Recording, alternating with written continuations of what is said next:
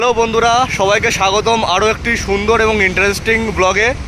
আজকের এই ব্লগটা অবশ্যই আইআইটি খড়গপুরকে কেন্দ্র করে, কিন্তু এই ব্লগটা আইআইটি খড়গপুর ক্যাম্পাসে নয়, আইআইটি খড়গপুর থেকে বাইরে একদম এয়ারপোর্টের পাশে আইআইটি খড়গপুর রিসার্চ পার্ককে কেন্দ্র করে।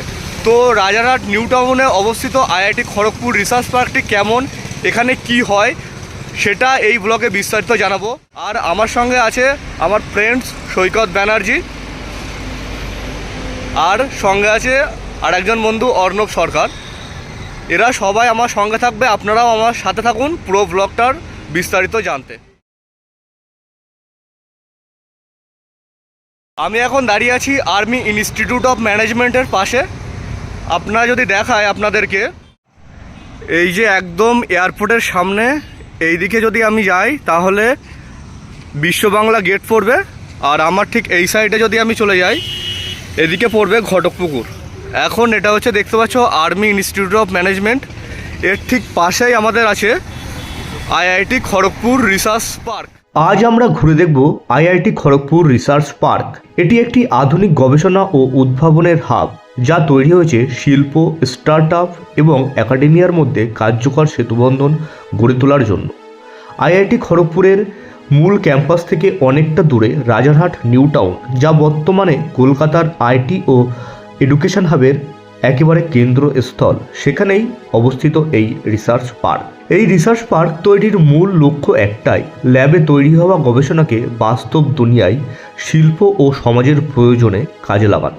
এটা শুধুমাত্র একটা বিল্ডিং নয়, এটা একটি পূর্ণাঙ্গ ইকোসিস্টেম, যেখানে একসাথে কাজ করেন আইআইটির অধ্যাপকরা, গবেষক এবং পিএইচডি স্কলাররা, স্টার্টআপ ফাউন্ডাররা এবং দেশ বিদেশের বড় বড় ইন্ডাস্ট্রির গবেষকরা।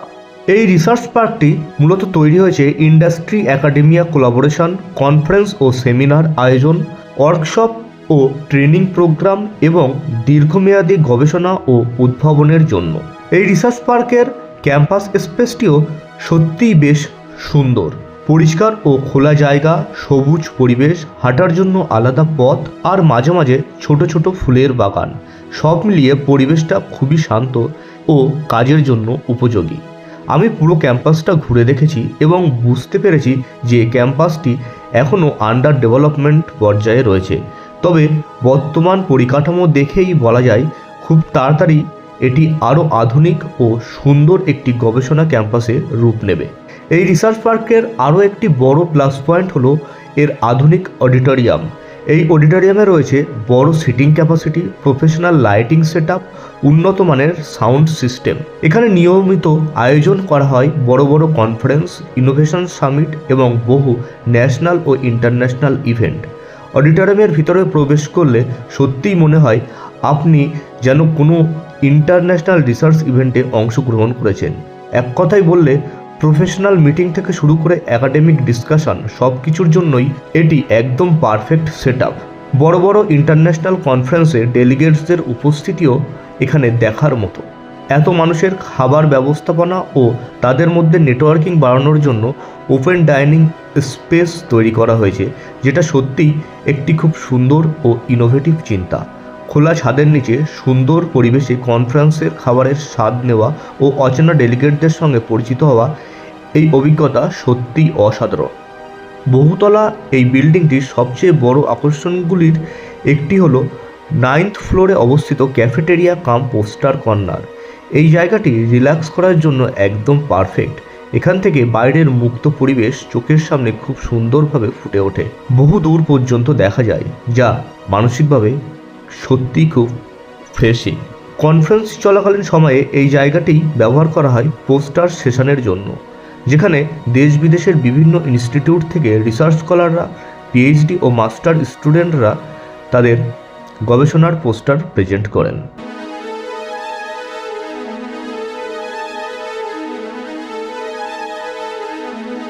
এছাড়াও এই রিসার্চ পার্কে রয়েছে ভিজিটিং গেস্ট ও রিসার্চারদের জন্য উন্নত গেস্ট রুম। এই গেস্ট রুমগুলোর ফেসিলিটিও অনেক ক্ষেত্রেই 3 স্টার কিংবা 5 স্টার হোটেলের মানের সঙ্গে তুলনীয়। পরিষ্কার পরিচ্ছন্ন পরিবেশ, আরামদায়ক থাকা, ওয়ার্ক ফ্রেন্ডলি সেটআপ, সব মিলিয়ে অভিজ্ঞতাটা সত্যিই অসাধারণ। বিশেষ করে যারা বাইরে থেকে কনফারেন্স বা ওয়ার্কশপে আসেন তাদের জন্য এটি ভীষণই সুবিধাজনক। সবশেষে যদি এক লাইনে বলি, আইআইটি খড়গপুর রিসার্চ পার্ক হলো এমন একটি জায়গা যেখানে স্বপ্ন বাস্তবে রূপ নেয়। গবেষক, ছাত্র, স্টার্টআপ ফাউন্ডার কিংবা ইন্ডাস্ট্রি প্রফেশনাল সবার জন্য এই জায়গাটা আলাদা কিছু। আজকের এই ব্লগটি যদি আপনাদের ভালো লেগে থাকে তাহলে অবশ্যই লাইক, শেয়ার আর সাবস্ক্রাইব করতে ভুলবেন না। আবার দেখা হবে নতুন কোনো জায়গায় নতুন কোনো গল্প নিয়ে। ততক্ষণ পর্যন্ত আপনারা সবাই সুস্থ থাকুন, ভালো থাকুন। ধন্যবাদ।